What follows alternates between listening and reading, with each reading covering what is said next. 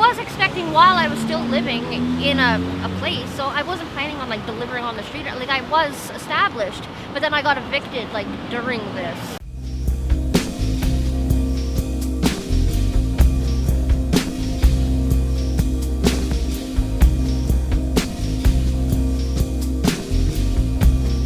This is the northeast corner of King and University in downtown Toronto.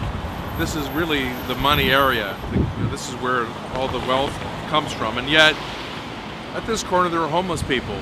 And on Wednesday night, around 10:30, there was a fight between two homeless men. One was stabbed to death and the other is in custody. A lot of people watched in horror as this fight happened.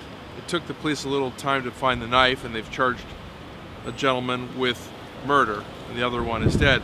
But the homeless problem continues, and in the case of a woman named Damien, 35 years old, her story is pretty tragic, and she's moved into the spot where these guys were.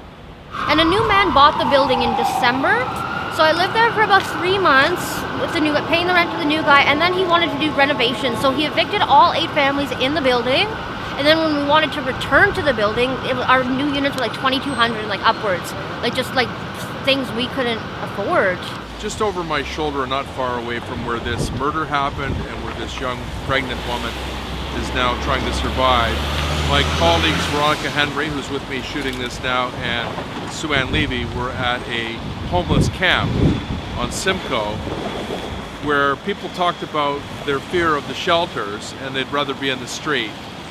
Toronto has become so expensive that you can't have an apartment anymore, and we're going to end up with more homeless people living in the streets, and with that comes drugs, violence, and pregnant moms who need help. So left, right, or center, however you stand politically, this is real and it's happening right in Toronto. So I have housing workers. My only problem is really I can't afford the rent market.